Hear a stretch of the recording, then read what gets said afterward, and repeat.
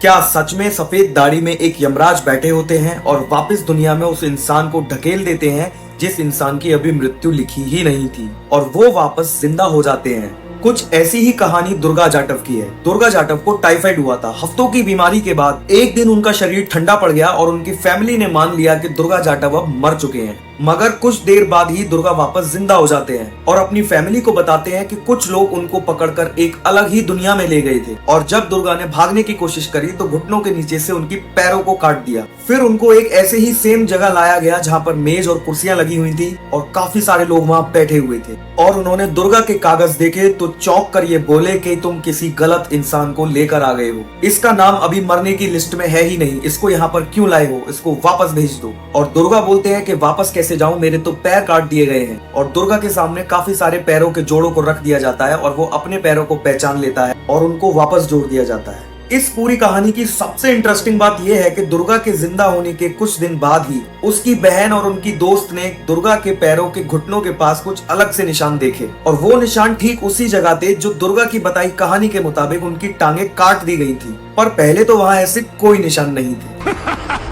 India में सबसे ज्यादा ये बात मानी जाती है कि यमदूत किसी को पकड़कर एक दाढ़ी वाले और किताब वाले इंसान के पास ले जाते हैं जो कि हर इंसान का हिसाब किताब रखते हैं और फिर पता लगता है कि गलती से किसी गलत इंसान को उठाकर ले आया गया है और फिर उसे वापस धकेल दिया जाता है। ऐसी कई सारी कहानियां आपने अपने आसपास कहीं ना कहीं किसी के मुंह से जरूर सुनी होंगी। सुनने में ये एक कहानी जैसा लगता है मगर हिंदू धर्म में मौत के बाद गरुड़ पुराण में इसका जिक्र है जिसके मुताबिक यमलोक जाने पर चित्रगुप्त मिलते हैं जो कि पूरी जिंदगी के कर्मों का हिसाब रखते हैं और फिर उसके बाद डिसाइड करते हैं कि इसके साथ अब क्या किया जाना चाहिए। मगर सवाल यह है कि इस बात में कितनी सच्चाई है, क्योंकि साइंस इन सब चीजों को बिल्कुल नहीं मानता है। उनके अकॉर्डिंग ये सिर्फ एक कहानियां हैं, इनको वेरीफाई नहीं किया जा सकता। लेकिन ऐसी ही एक कहानी इंडिया के बाहर की है। अमेरिका के एक न्यूरोलॉजिकल इंस्टीट्यूट में पैम रेनॉल्ड्स नाम की एक 35 साल की औरत लेटी हुई जिसके दिमाग की एक नस बलून जैसी फूल गई है और वो कभी भी फट सकती है। डॉक्टर्स उनको बोल देते हैं कि उनके पास बचने का सिर्फ एक ही रास्ता है, एक बहुत ही रिस्की ऑपरेशन, एक ऐसा ऑपरेशन जिसमें मशीन के जरिए उनकी दिल की धड़कन को बिल्कुल बंद कर दिया जाएगा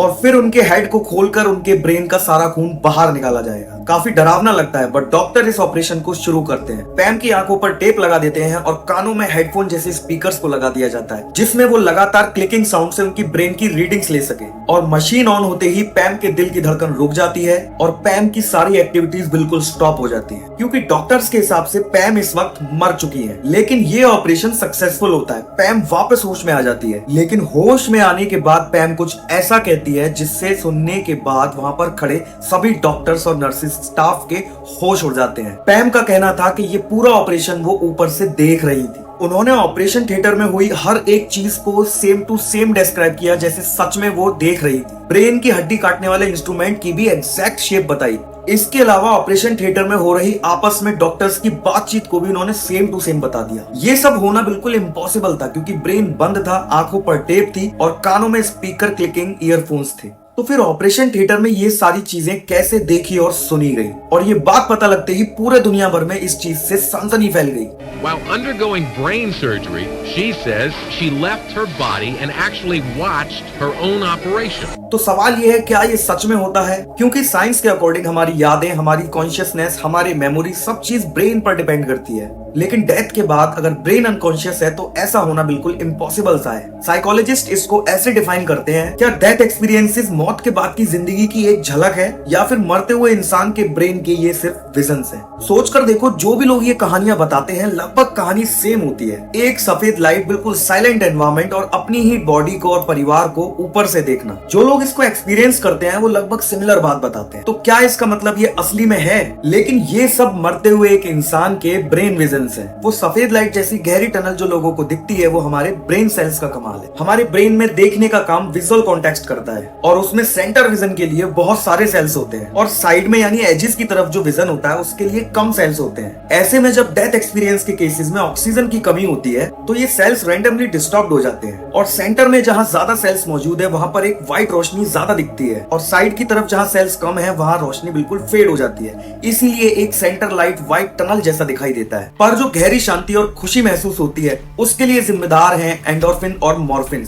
जो कि एक्सट्रीम स्ट्रेस कंडीशन में रिलीज होते हैं, जिसकी वजह से पीस और वेलबींग की फीलिंग आती है, जिसकी वजह से हमारी पूरी लाइफ एक सेकंड के अंदर पूरी आंखों के सामने आ जाती है, क्योंकि ये ब्रेन का एक ऐसा हिस्सा है जहां पर सारी मेमोरी स्टोर होती है। और जो फिजिकल एक्सपीरियंस होता है कि आप अपने शरीर से बाहर आ गए हो और दूर से अपनी बॉडी को देख रहे हो, इसमें साइंटिस्ट बताते हैं कि आपके ब्रेन से ब्रेकडाउन होने का एक तरीका है। अगर आप भी बचपन से यमदूत और चित्रगुप्त की कहानियां सुन रहे हो तो आपको मरते वक्त भी यमदूत जरूर दिखेंगे। इन पूरी चीजों में साइंस डेथ मिस्ट्री की लगभग बहुत सारी चीजें एक्सप्लेन कर सकती है, लेकिन कुछ ऐसी चीजें हैं जिनका साइंस के पास भी कोई जवाब नहीं है। इसके लिए पैम रेनॉल्ड्स के केस को जरा याद करो, जिसमें आंखों पर टेप बंधी थी, कान ब्लॉक्ड थे, बॉडी टेम्परेचर बहुत लो था, दिल काम ही नहीं कर रहा था और ब्रेन की सारी एक्टिविटीज बंद हो चुकी थी। पैम ने बताया कि एक आवाज उनके कानों में गूंजी और उनको बाहर ले गई और वो सर्जन के पास खड़े होकर अपना ऑपरेशन देखने लगी, जिसमें कि वो हड्डी काटने वाला इंस्ट्रूमेंट उनको क्लियर दिखाई दिया और वहां पर उनको लेडी डॉक्टर की भी आवाज सुनाई दी। फिर उनको भी रोशनी का वो सेम पॉइंट दिखा, जिसमें उनको अपनी मरी हुई ग्रैंडमदर और बहुत सारे ऐसे लोग दिखे जिनको वो जानती थी। और लास्ट में उनके अंकल ने उनको धक्का देकर उनके शरीर में वापस भेज दिया और वो दूसरे इलेक्ट्रिक शॉक पर शरीर में वापस आ गई। अब वो रोशनी का दिखना, ब्रेन की चीजों को रिवाइंड होना,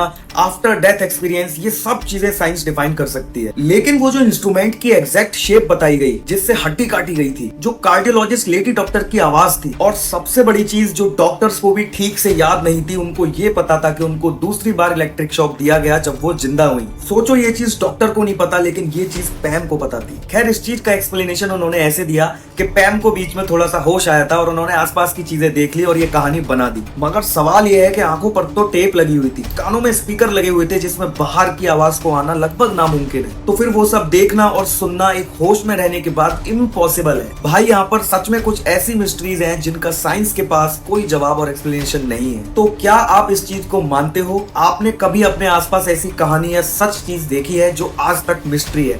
कमेंट बॉक्स में जरूर बताना। बाकी जुड़े रहने के लिए सब्सक्राइब कर लेना। मैं मिलूंगा नेक्स्ट वीडियो के साथ। जय हिंद।